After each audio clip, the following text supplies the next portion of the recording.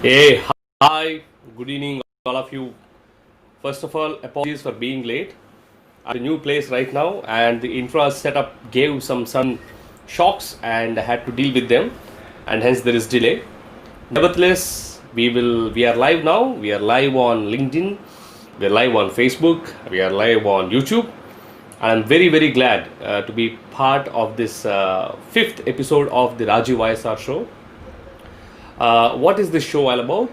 This show is all about giving knowledge, sharing knowledge, and helping students, professionals, budding entrepreneurs, and also the startup founders and co-founders.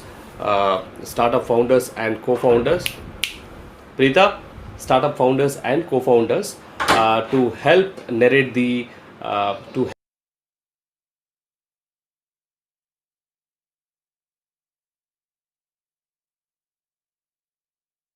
okay.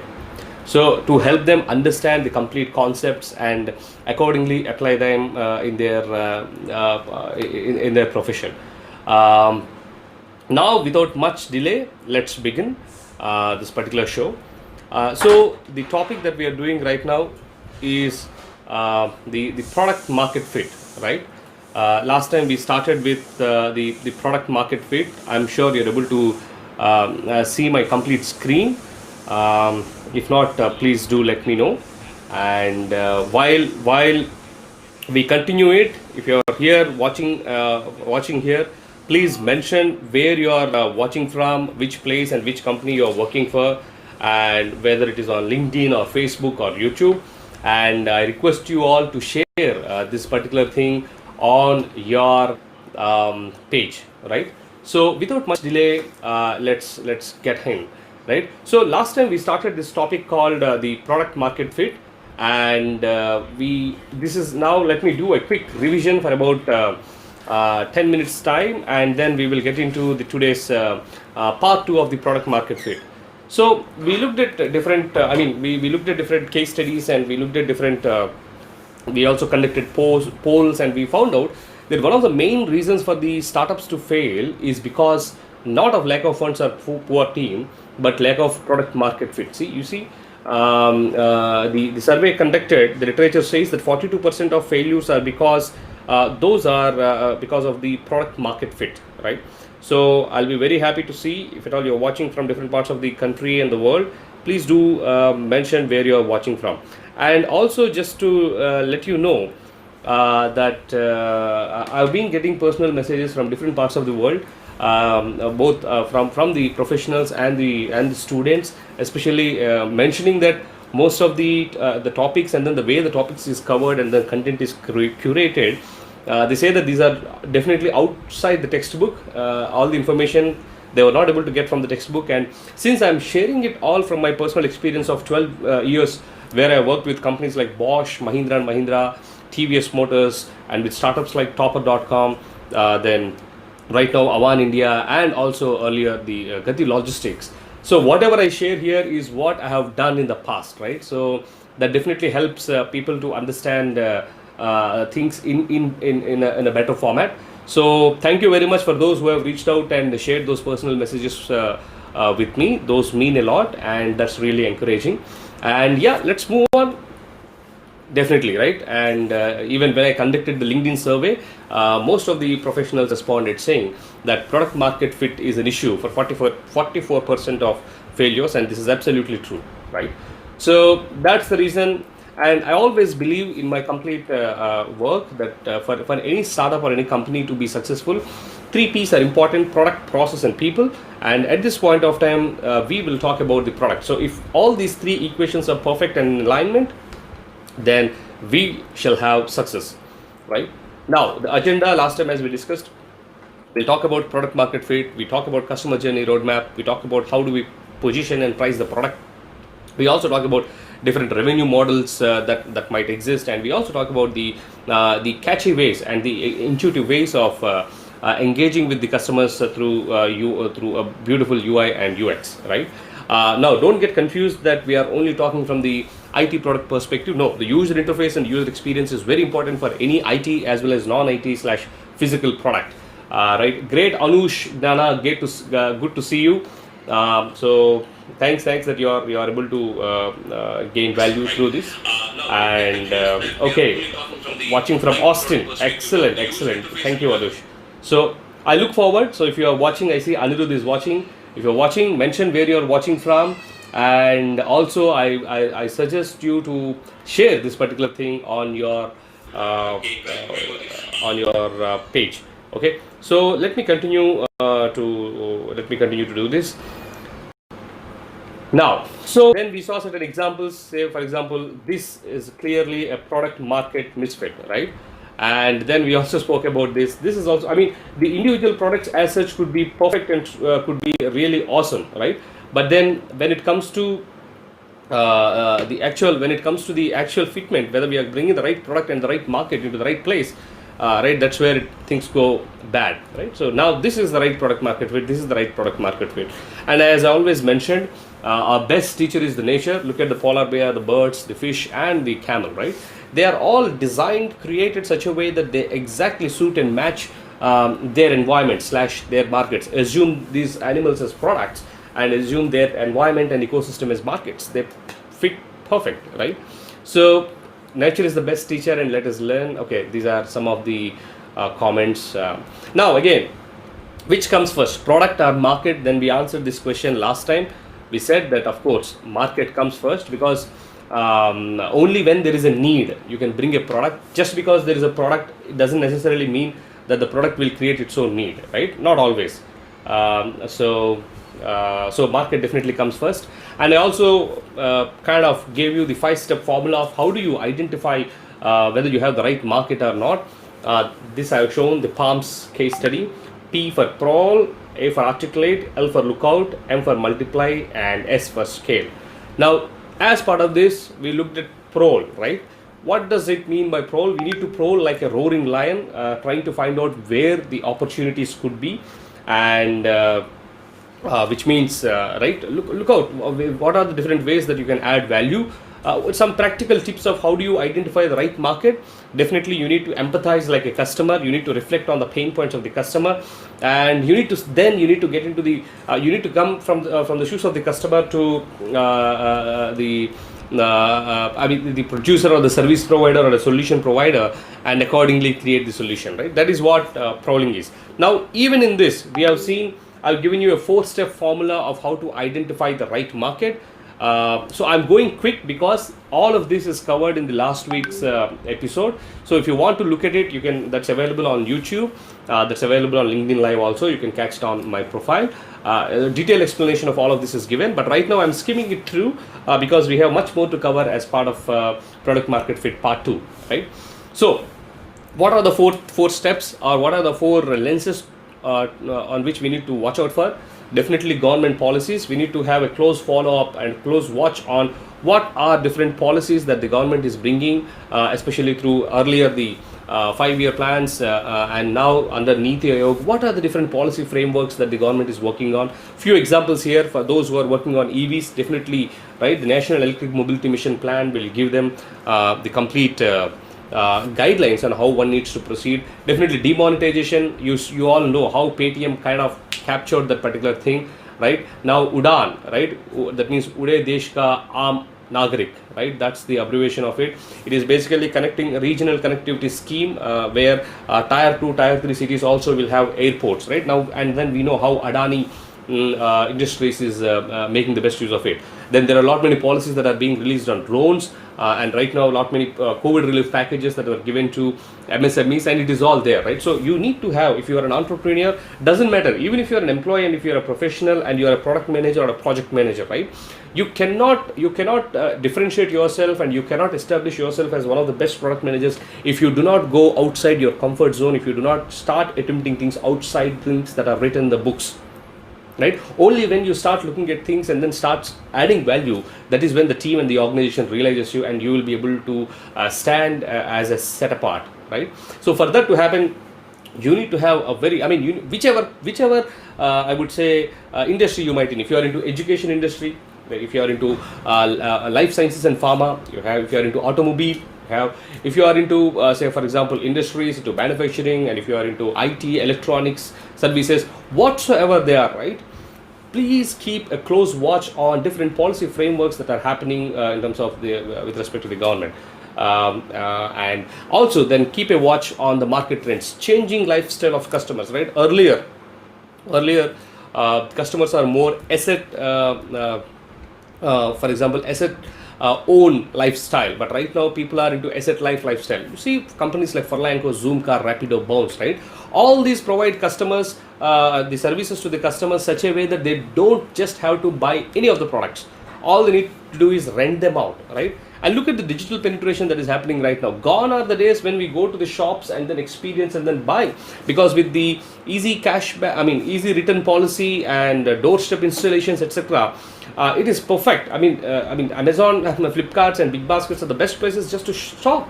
And now people are more towards experiential lifestyles than asset own lifestyle, right? So you need to have a close watch on how the market is trending towards, right?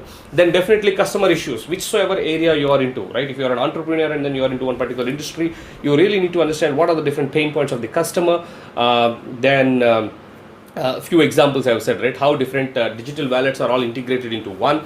Then how Facebook came. Earlier Facebook used to only have a thumbs up, but right now it has got everything, all emoticons it is possible, right? And WhatsApp video call again is now with WhatsApp and Signal. It's a statement of controversy, but then we need to appreciate what when things went right. So yeah, the file sharing option in WhatsApp and the video calling was not there in the beginning. They have added. Then while these are all important things to watch out, this is even more important to be really careful is looking out for black swan events. What do we mean by black swan events? The recent black swan event that we have come across is definitely Corona, right? How things are happening, right? Look at how online education has evolved. Look at how work from home has taken right the front place. Look at how meetings have been so efficient with virtual meetings, right? Last mile deliveries have increased because with Big Baskets really upping their game and really taking it to the next level, especially during COVID, as part of the I would say essential necessary services, right? You know how even Ola and Uber together came, and then Uber partnered with Big Basket to ensure that their idling drivers could deliver the groceries, right? So you need to look at all of this, right? And then this is what I say, the 2P fitment is very important. If at all you are an entrepreneur, right, and you are trying to solve a problem, please understand, don't solve a problem for the heck of solving it, or you think that this is a problem and then I'm good at solving the problem and then I'll just solve it. No, you need to have that passion, you need to have that particular I would say that inner drive to solve it. Look at any of the startups, look at any of the great startups and the stories that we are hearing, right? All of them come from when the founder or when the founders or the founding members, right, identify with the problem and connect that problem with a lot of passion. Last week I was interacting with Geekforce co-founder Anirudh Sayal, right? It was a fantastic discussion with him, which he will be very soon on the Rajeev YSR Show to share how he is solving his problems of gig on demand. That means blue collar workforce on demand, right? And he has been working in this specific area, and this has been his this particular problem statement has been with him for years. Not that he has just come one day and then said, hey, you know what, inky pinky ponky, this problem has got much things to solve and let me pick it up and solve. No, he has been working on it, he has been thinking on it, and he got the right people together, the problem and the passion matched, and boom, Geekforce has come into picture, and then they already raised seed funding, and then they're going towards Series A funding. Now all those learnings, let us hear from him to understand how it is, right? So the problem and passion needs to fit, right? Now, how do I solve a problem, right, existing or non-existing? Again, this is the beauty, right? The entrepreneur should be able to see problems, not just the existing problems but non-existing problems also, and come up with innovative ways to solve them in a new, better way. And in the process, how do I make money? This is what a comprehensive definition of an entrepreneurship, right? Now, so, and we also went to this, right, after P. Now the next one is, as part of PALMS, is A, articulate. Okay, so whosoever is watching, I would reflectively like to say hi to all of you. So I could see Anush Gana joining from Austin. Great, Anush. And Abhilash is also joining from Bangalore. Hi guys, good to see you. And I'll be very happy to see, understand where you're watching from, mention where you're watching from, and it is it's kind of a good feel to see and then respond. Right now I'm only able to respond on LinkedIn, not on Facebook and YouTube. But very soon we will set the complete infra setup where I'll be able to see the chat on live, and we'll be able to respond to everybody. Right now, again, we know people who are working into the startup community or even in the regular corporate community. Right, a problem well defined or articulated is half done. Right, so if at all, okay, now that you understood the opportunity, now that you understood the problem, now that you understand, right, you applied that 4-step formula to have a close look and then find out where things are. The next thing you need to do is you should be able to articulate all of the problem statement into as simplest and specific form as possible. You cannot be generic in your statement, and you cannot be vague, but you need to be very, very, very specific. Distill, and then define the problem statement rightly, right? And the litmus test whether you have arrived and you have defined the problem statement rightly is if you are able to explain it to a third person and make him understand easily. You're able to easily explain him. You don't need a presentation, you don't need a deck. All you need is just 2-3 minutes of his time where you are able to communicate your idea and you are able to help him understand. That means that you have come to the point where you have rightly articulated the problem. Just to tell you, one of my juniors from the campus reached out to me and then said that, Rajeev, I have used some of the content that you have shared on LinkedIn and through your Rajeev YSR show in my interview process, and I was able to crack it, right? I felt really happy. I really felt happy that the content is also helping them to crack interviews and land in jobs. But then I only told them that don't limit yourself just to the stage of interview and then cracking it. But then I really look forward that you apply all of them and then start seeing the results, right? So if some of you who are job hunting, who are looking for interviews, or who are finding for somebody to kind of help you, suggest you, etc., the Rajeev YSR Show is the right platform where the value will not only be added by me. Very soon I'll be inviting industry veterans. We will have the chief business officer from one of the premium logistics company that we have right now. Hi Mayank. The discussion point today is product market fit, Mayank. So we'll have the chief business development officer from one of the premium logistics company, and we will have Anirudh Sayal, who is the co-founder from Geekforce, and then we will soon have Soumya from DIRI, the Digital Identification Research Institute, part of ISB and the central government's initiative. And we might soon have Professor Bhagawan, the director, and the Professor Finance from Indian School of Business. And there are many such great people who are already lined up to be part of the Rajeev YSR Show. And then the attempt is that if only we are able to bridge that gap from those knowledge givers, from those people who have done it, who have been there, and then we can kind of translate and pass on that knowledge to the younger generation, to the people who are in need of that wisdom, guidance, and knowledge. You never know. Elon Musk and Jeff Bezos can continue to mushroom from India. India, our nation, is such a beautiful, wonderful nation full of talented young men and women. All they need is right guidance, and I really wish and hope that this Rajeev YSR Show will be able to bridge that gap and would be able to funnel that knowledge from those veterans into the professional community, be it students or be it students or be it professionals, so that they all be benefited, and then we'll have bigger companies, right? Bigger startups coming out of India and then acquiring other startups in the rest of the world, right? That's a beautiful thing. So that's the ultimate goal. And I'm very happy that you're joining from there, and then you're taking snippets. And the reason I tell you to share this particular thing is you never know, people who are in your network might be in need of this particular knowledge, of this particular frameworks, right? You never know it.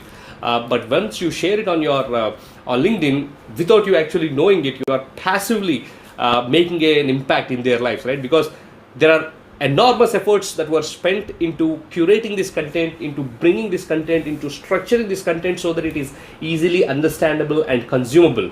And all you need to do is just watch it enjoy it, and then share with the rest of your network so that people will be benefited. That's the reason I kind of request you to share. So please feel free to share with your rest of the network. Let's move on.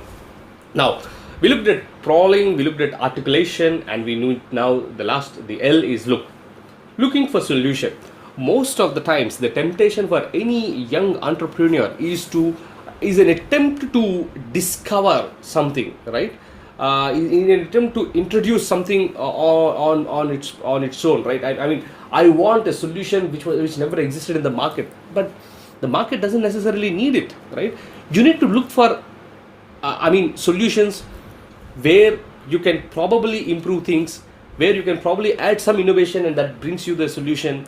Or the solution might be available there. All you need to do is just discover and then apply it and then tweak it to the problem, right? So it is very, very important that you don't have to spend your efforts and energies in trying to solve the problem all together from the scratch, but then look at different opportunities and collaborations available in the market where you can kind of bring innovation to the problem, right? Again, while you're designing solutions, you need to design multiple solutions, bounce off early with the customers, right? This is called design of experiments, right? One aspect of design of experiments, right? Bounce off those solutions early with the customers, see the adaptability, see how the customers are reacting to it, customers are adopting it, and accordingly move forward, right? And again, like the last time I said, right, for articulation, the last test is if you are able to explain the problem statement to somebody without the use of a presentation, without Excel sheets, etc., but just a simple conversation. Similarly, the litmus test for you to arrive at a point saying that, hey, you know what, I have got the right solution, is that your design must be simple. It should not be complex, right? If some design is simple, that means that a lot of complexity has gone into framing that particular design. A lot of complexity or innovation or intuition has gone into solving the problem, right? So definitely, right, the design must be simple. It should be executable, right? There is no point in having a plan or in having a design and having a solution on the PowerPoint, and when it comes to the team and executing with the help of the team feels demotivated and thinks that, hey, you know what, this is only good for presentations but not to execute. No, your design should be executable. And the last and most important thing, it should be scalable, right? I mean, you get that MVP, right? That minimum viable product. You kind of build that solution, you kind of execute that, and you should be, when you want to really scale it up, you should be able to scale it up. So when all these 3 points are in the bucket list and they're all ticked, done, that means you have arrived at a right solution. Now again, while arriving at a right solution, you may not be able to arrive it just like that at a very first instant. You might have to repeat it, do it, but that's okay. It is all worth the efforts, right? Let's move on. Now, so we have looked at crawling, the market, articulation, looking out for solutions, and we also looked at we looked at solutions, and now we are looking at PALMS, right? Now we are looking at how do we scale to succeed, right? It is simple. The scale to succeed is this, right? The scale to succeed, sorry, we have moved forward, yeah. Build an MVP, assess the product market fit, right? I'm sure you would have heard it a lot many times, but this is very, very important. Fail cheap, fail early, and turn around, right? Be prepared for multiple iterations. Don't ever be under an assumption that you just bring one and then things will happen just like that. No, be prepared for multiple iterations and be prepared for multiple things. And again, I'm saying whichever industry that you are into, early adopters response is very, very, very critical for you to understand and for you to come up whether your solution is right or wrong. So I'm responding to some of the comments there on LinkedIn. Please feel free to put in your comments there.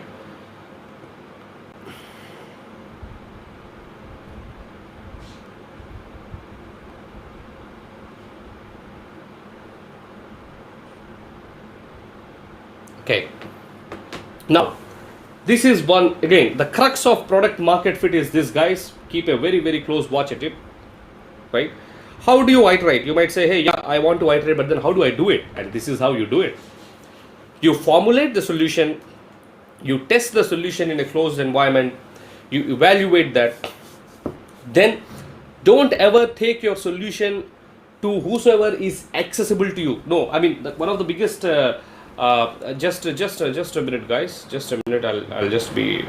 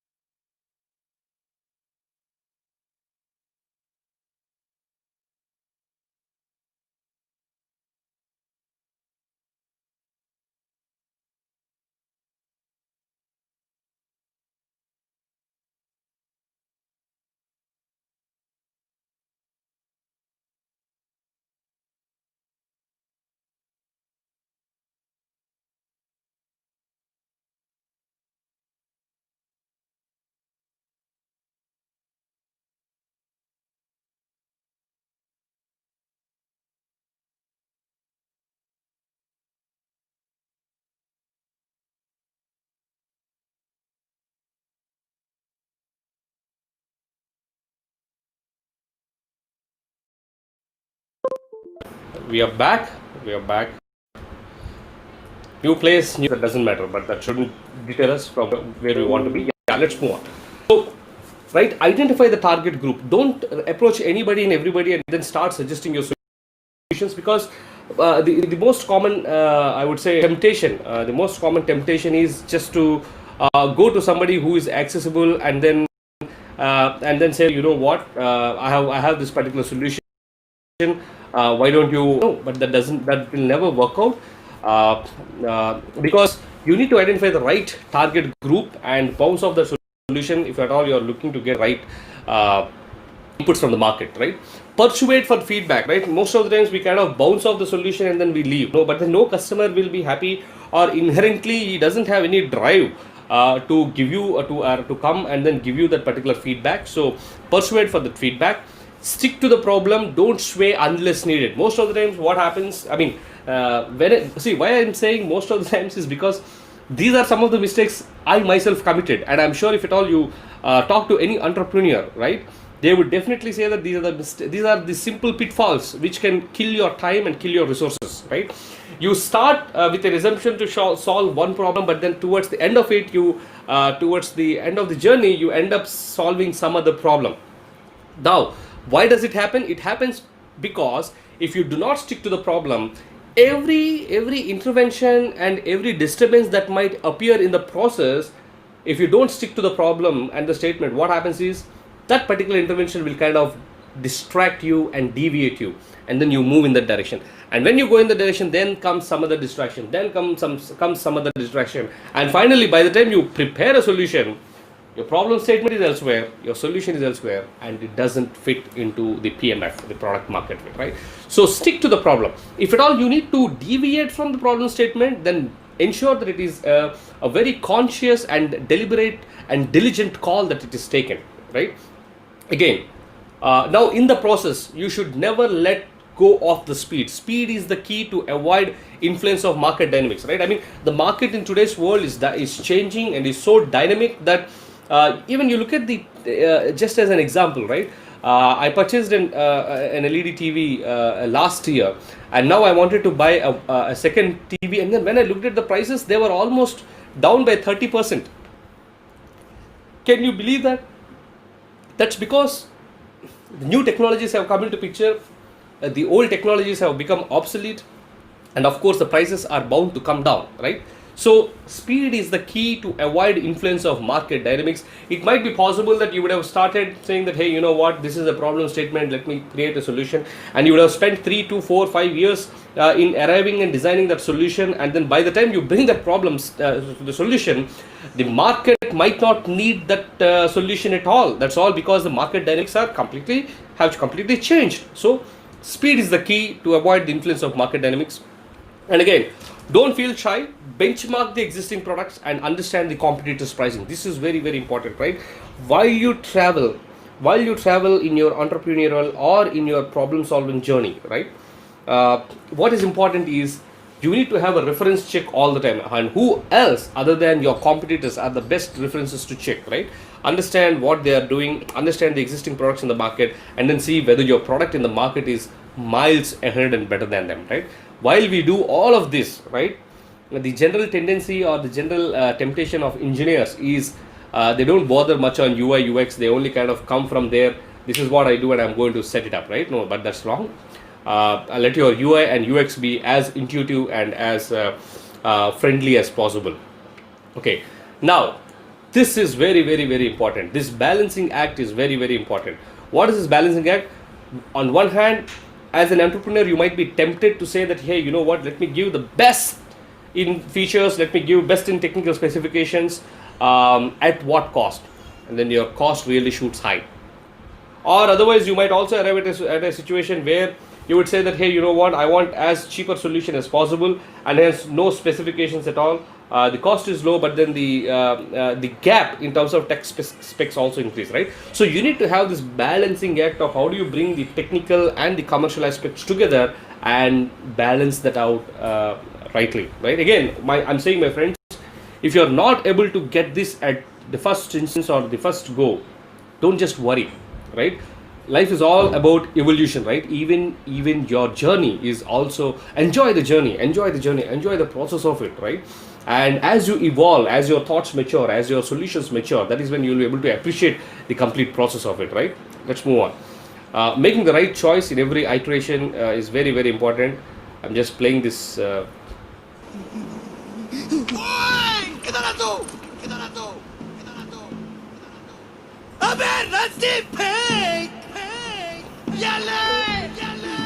अबे कौन सी रस्सी पकड़ूं? अरे वही पकड़ जो मैंने पकड़ी है।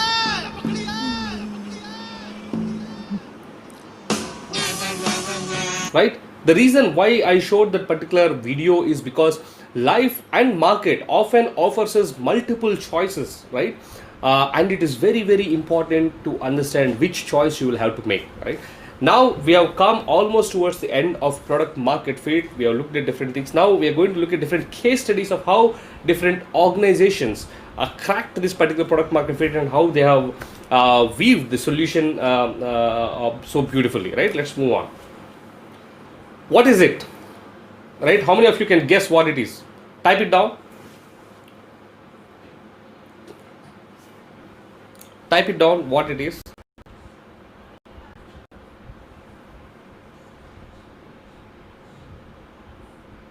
Yeah, some of you are saying iPod. Yeah, majority of the comments are iPods.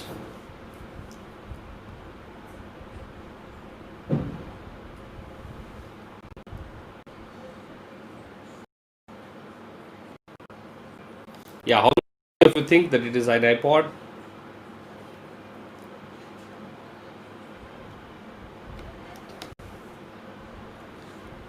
Yeah. Okay, now let's move on.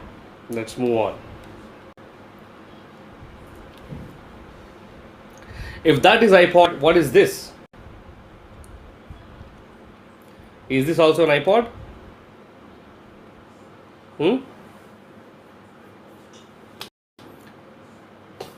Let's move on. Right? That product's name is Zoom, and you know who is the inventor or slash who is the producer of that particular product, who is the manufacturer of that product? You'll be surprised. It's Microsoft, right? Look at this case study 1, where Microsoft looked at Apple's iPod. They were able to recognize how beautiful the market is going to evolve, and they also are very clear that the market is too big for just one player to handle it. And then they have immediately come up with a Me Too product. That means as an alternative to case study, to iPod. Similar product, even the look and feel of it, the UI UX is also very, very similar. Price range is also very similar. Very few less differentiators, right? And then what happened? We all know what happened. Microsoft has to shut down the production of this product. In fact, many of you who are watching could not even recognize that this is a Zoom, right? This is from Microsoft. So what I'm trying to say is, sometimes a mere Me Too product also is not a good idea if you do not have a real value addition, and if you do not have a real. Some of you are saying iPod. I would say if you are not able to give a real value addition, and if you are not able to differentiate yourself from the existing solution already, right? Now, I just want to ask you a question. How many of you have seen this Zoom for the first time? Type it down.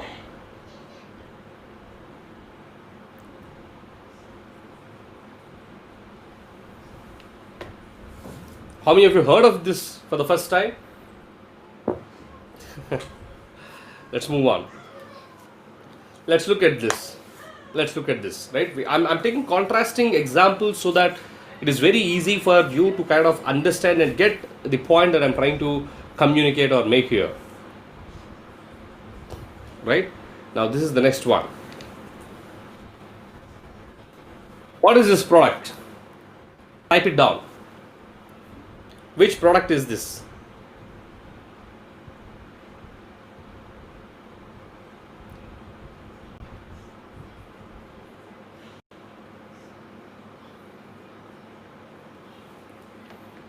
Okay, let me bring this. Which product is this?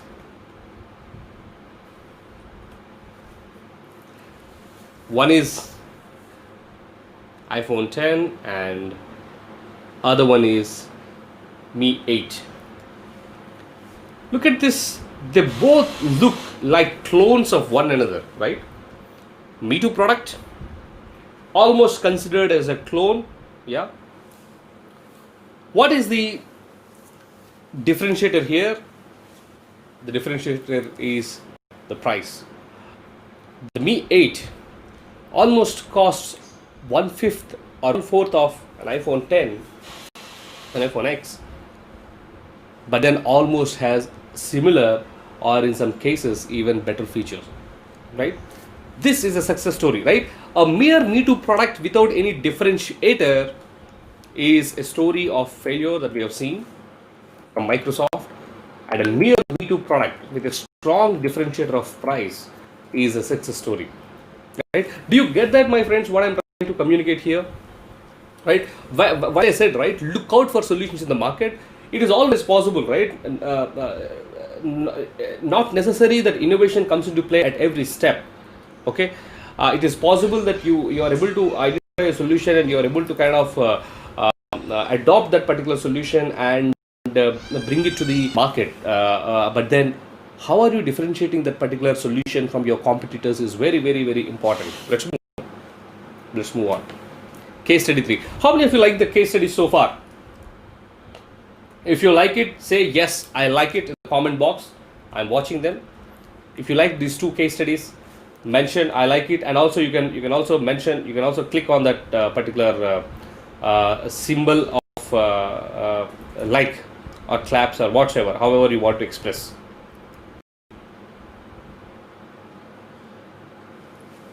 And this next case study is going to be awesome. I mean, I really love this particular case study. I'm sure some of you will definitely enjoy this particular case study.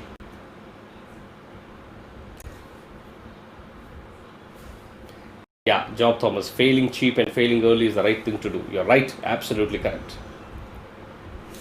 Right? Look at the product and look at the market. Right? How many of you agree that this is one of the classic examples of product market fit? Of course, product market fit plays a very, very important role in politics too. Who said it's not?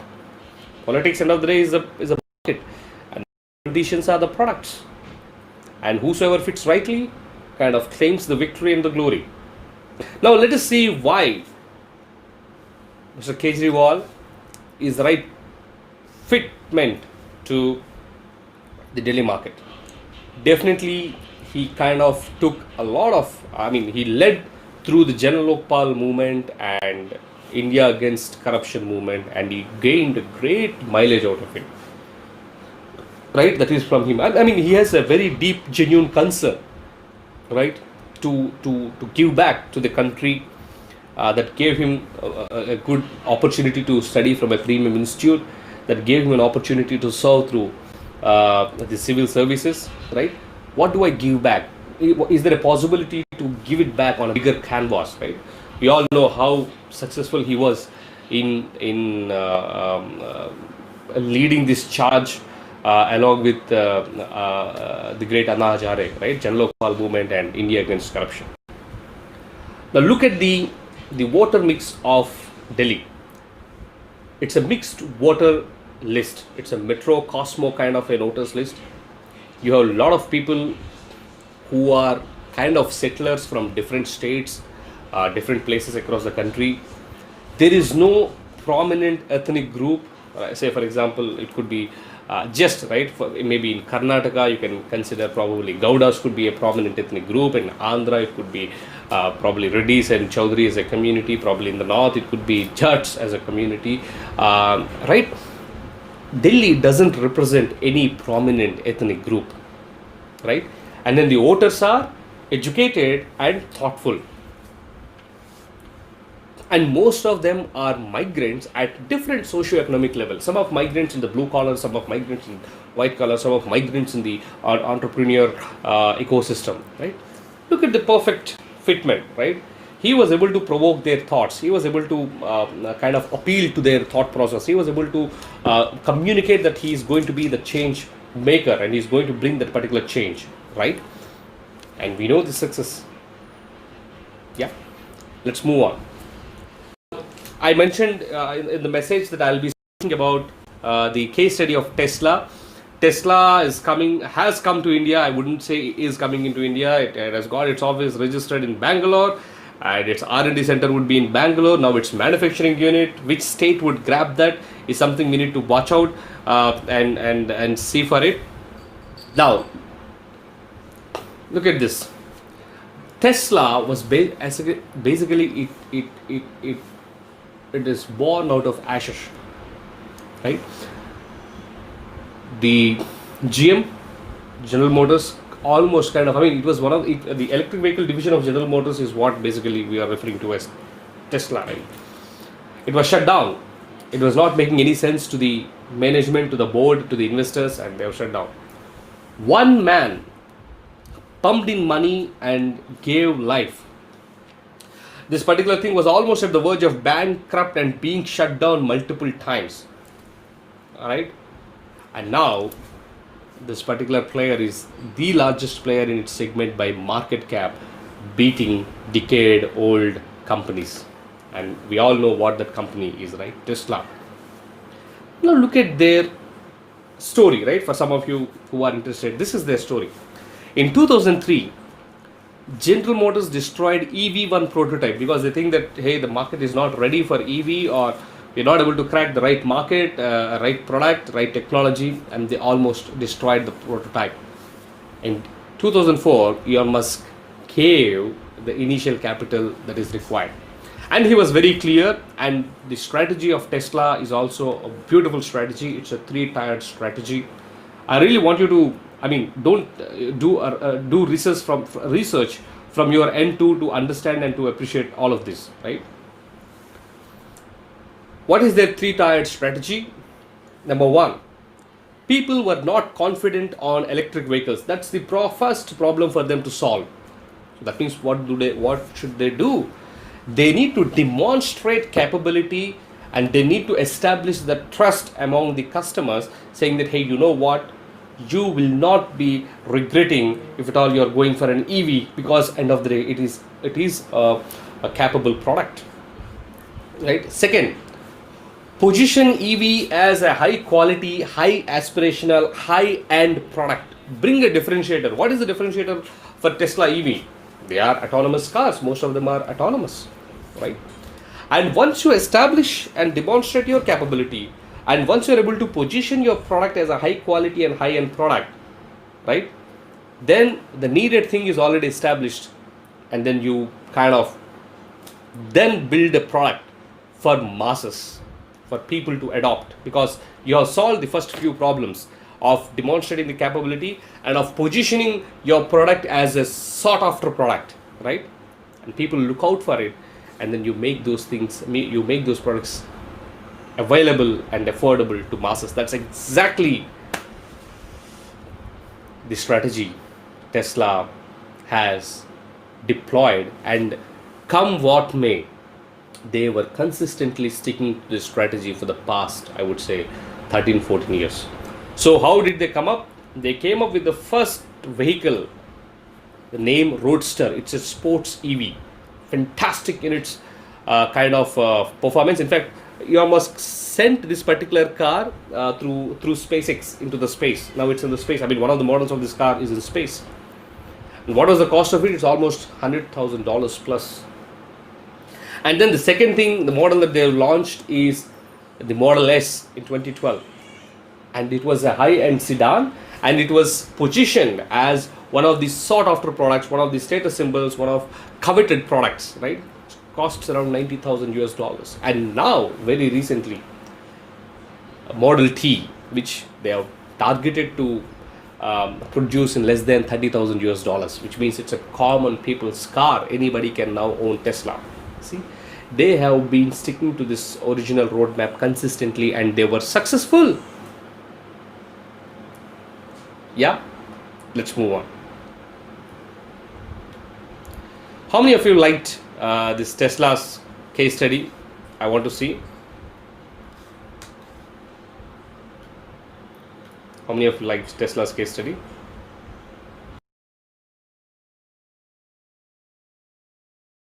I also love this.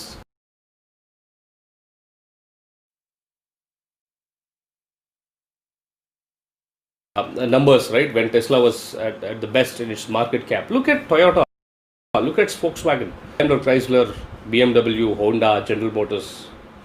These companies have been existent for some of them are even almost for 2 decades, right? But then Tesla was able to beat all of them in terms of market value. Let's move on.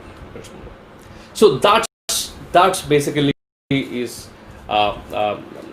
product market. Again, we are not through completely. This is a brilliant and beautiful topic. I do not want to scratch at the surface and just leave you there saying that, hey, some content has been delivered to you. I really want to ensure that the right value is to everybody who is following and watching the Rajeev YSR show. We are almost 50% done, right? With the tech specs and with the commercials coming into place, we are almost 50% done. And in the next week, in the product market fit 3, in the 6th episode of Rajeev YSR Show, we talk about the 4 P's of marketing, right? And we also talk different revenue models that exist for any product. Then we talk about how do you promote and a particular product, what is the journey of what is the user journey, right? And then we kind of sum it up with the product market fitment, right? So this is going to be very important, the 4 P's of marketing, and then product plays a very prominent role. Most of you are aware of this product piece of marketing. And yes, you're right, Job Thomas. Thanks glad that you like Tesla's case study, right? And in the next week, I'm going to conclude this product market fit. I hope you have enjoyed this particular thing so far. You have any questions, I'll be available and live for a while right now. I'm not going to end this immediately. I'm available to you. So feel free to put down your comments, and put your questions, and I'll be very, very happy to interact and answer any of them or all of them. First of all, thank you very much for joining. Despite we were delayed by 15 minutes, you have been patient in watching. Thank you very much, and I hope this is adding value. And thank you especially for those who are reaching out personally and then sending those thank you notes saying how this Rajeev YSR show is adding value to you. I'm very much I would say encouraged by your comments, and thank you very, very much. Feel free to put in your questions. There could be some delay or lag by the time you put the comments and I respond, but I'll try my best to respond to as many comments as possible. Now I'm going to open all the platforms, whether it is YouTube or whether it is Facebook and LinkedIn, and I'm going to respond on all comments there. Right? Which of the case studies are able to connect your organization with? Is it a Microsoft Zoom to product without much without much differentiation? Interesting topic for the next week. Yes, Job Thomas, it is definitely interesting, right? Or is it the Xiaomi and iPhone Apple ka case study where almost same or even better features, but then price is the biggest differentiator, right? Or Mr. Arvind Kejriwal and the Delhi elections, right? Is that a right fit? Whatsoever it is, whichever you would have liked it, let me know. And what is it that you are able to connect, right? Please mention that too.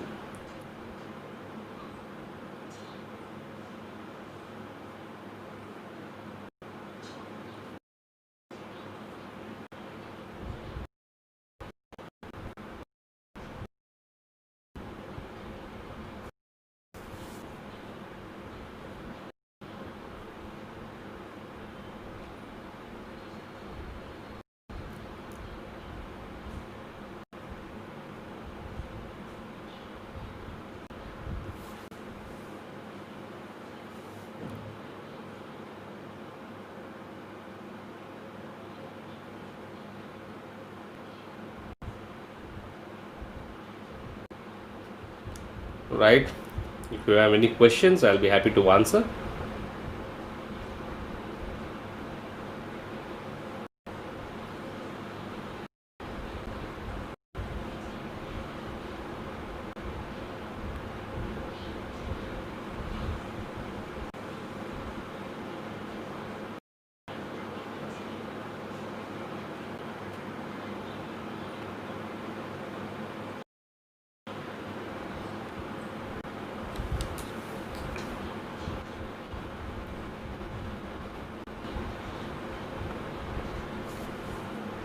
Okay, if there are no questions, great to catch up with all of you guys. Thanks, Mayank, Job Thomas, Anush, Abhilash, and others who have joined on different other platforms. It was great to interact with you. I'm sure and I'm glad that you would have enjoyed this product market fit part 2 of the Rajeev YSR show. And watch out for the next week as we catch up.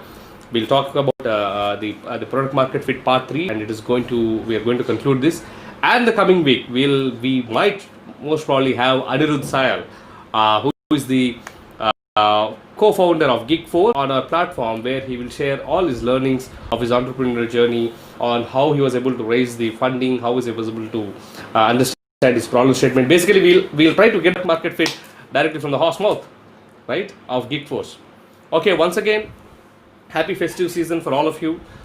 Enjoy your time with your families. Enjoy your time with your loved ones. It was great catching up with you. Thank you very much and take care. Good night. God bless you. See you. Bye.